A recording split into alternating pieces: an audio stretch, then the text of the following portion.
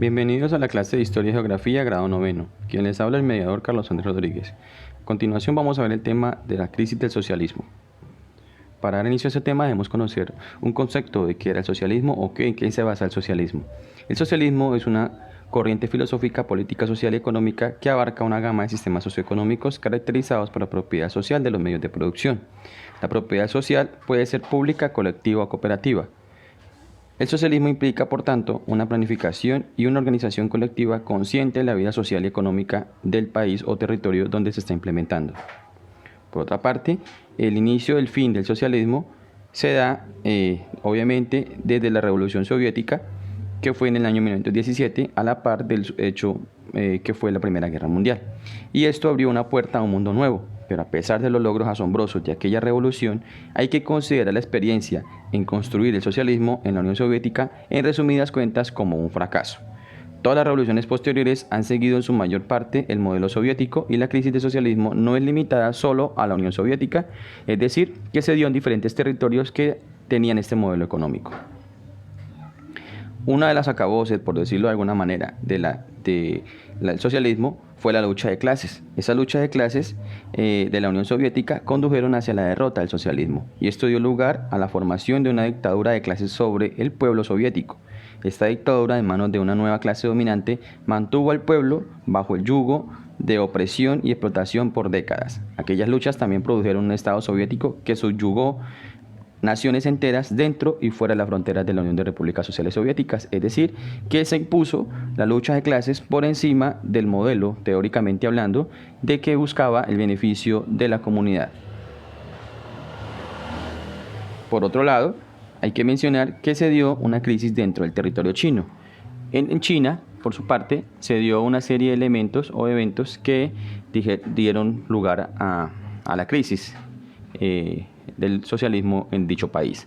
Luego del triunfo de la Revolución China en 1949 se dieron diferentes cambios permitiendo el avance económico del país, pero con el pasar del tiempo generaron una profunda crisis. Esto hace referencia que dentro del territorio chino, quien estaba a la cabeza y quien estaba liderando el Partido Comunista de China fue Mao Zedong. Y dentro de ese proceso se impusieron al ejército de la República China y el antiguo régimen chino. Desde entonces se ha mantenido en la isla de Taiwán, que está bajo el gobierno de la República China desde 1949, y el líder supremo había sido Mao Zedong entre 1949 y 1976, que de una u otra manera hizo que este modelo se implementara dentro del territorio y generara una serie de elementos.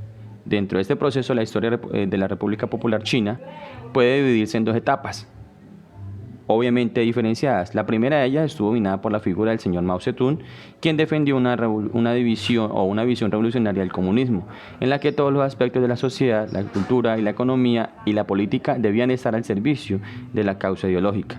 Las políticas radicales de Mao llevaron a momentos de crisis en los que otros dirigentes del partido cuestionarían su autoridad, intentando apartar a Mao de los labores del gobierno, momento en los que Mao reaccionó lanzando intensas campañas de reafirmación ideológica. Entre esas campañas merece especial mención el Gran Salto Adelante y la Revolución Cultural. Ese Gran Salto Adelante hace referencia a cómo de una u otra manera ese salto adelante permitía que el territorio chino tuviese una serie de sucesos que permitieran continuar con esa revolución o ese movimiento como tal que estaba implementando Mao Zedong. Ese gran salto hacia adelante fue una campaña de medidas económicas, sociales y políticas implantadas en la República Popular China entre los años de 1958 y 1961, durante la presidencia del señor Mao Zedong, con el objetivo de transformar como tal los modelos, el modelo como tal que tenía económico dentro del territorio. Esto con el fin de transformar esa economía tradicional agraria china a través de una rápida industrialización y colectivización. Los principales cambios del régimen rural incluyeron la creación de las comunas populares, la prohibición de la agricultura privada el impulso de los proyectos intensivos en mano de obra y la política llamada caminando con dos piernas, que caminaban las pequeñas y medianas iniciativas industriales con los grandes emprendimientos, alejándose así del modelo soviético. Continuando con el tema, hay que mencionar que también se dio una crisis europea específica que llevó al acabose dentro del territorio, dentro del socialismo. Para los soviéticos era de vital importancia mantener el control político y militar de Europa como una forma de contención frente a la OTAN. Durante la Guerra Fría se evidenciaron varios hechos que dejaron ver el conformismo del régimen soviético, y uno de ellos fue en 1949, cuando Yugoslavia rompió relaciones con la Unión de Repúblicas Sociales Soviéticas, pasando a ser el primer país socialista independiente. Es decir, que empezó a derrumbarse ese modelo dentro de aquella Europa que por muchos años fue parte de ese socialismo que se tenía en ese territorio.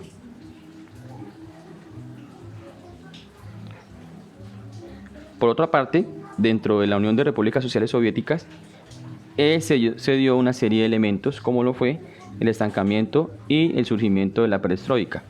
Esto hace referencia a que el estancamiento económico o la bonanza petrolera en la década de los 60 llevó a que la Unión de Repúblicas Sociales Soviéticas no se interesara por la internacionalización de su economía, más allá de la venta de petróleo y gas en la cual se basaba su economía. Esto generó también una crisis social. Ante la crisis económica, aumentó el descontento interno de la Unión de Repúblicas Sociales Soviéticas a raíz de la escasez de alimentos. Se le suma el aumento de los índices de mortalidad y la mala calidad de los servicios básicos que se tenía dentro de este proceso. Este periodo de estancamiento, también conocido como brezhneviano, eso hace referencia al estancamiento que tuvo ese territorio. Se refiere a un periodo de notable desaceleración socioeconómica que tuvo lugar en la Unión Soviética y que se inició en el año 1965, la cual era un sutil presagio del régimen, que lo que le podía pasar al régimen, llegar a sufrir un colapso en el largo plazo, como efectivamente terminaría sucediendo a finales de 1991, pues a raíz de que este modelo económico fracasó y se dio a su reducción y posterior disolución de la Unión de Repúblicas Sociales Soviéticas.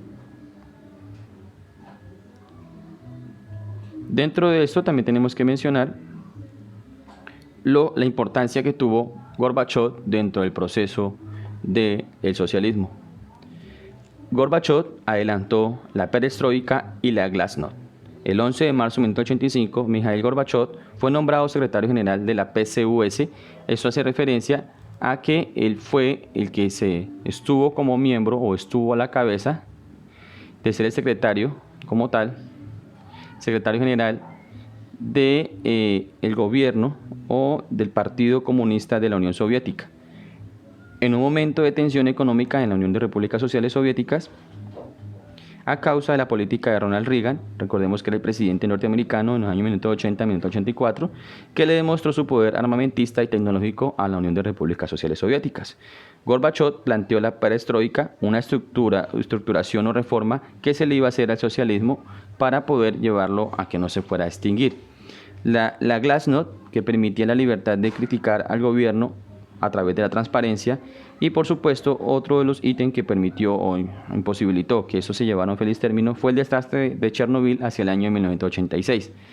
Recordemos que dentro del proceso Gorbachov fue elegido secretario general del Partido Comunista en el año 1985, y Gorbachov anunció que la economía soviética estaba estancada y que la reorganización era necesaria. Inicialmente sus reformas fueron llamadas aceleración, pero después los términos glasnost, liberación o liberalización, apertura y transparencia, y perestroika, que era la reconstrucción, se hicieron mucho más populares.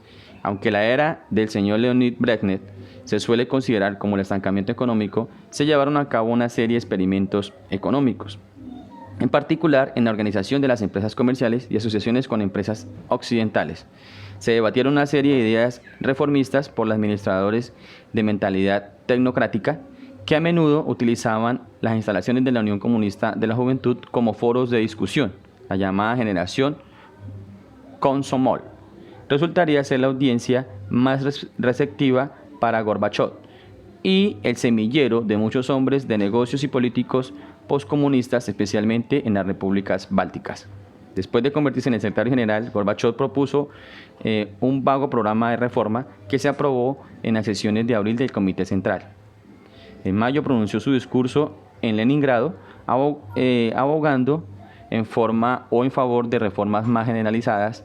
Las reformas se iniciaron con la renovación de altos cargos, destacando la sustitución de Andrei Gromyko por Eduard Shevardnadze como ministro de Relaciones Exteriores. Asimismo, eso fue el proceso que adelantó Gorbachov para tratar de rescatar o de surgir de una u otra manera dentro del proceso de la crisis que llevaba a cabo para ese entonces el socialismo.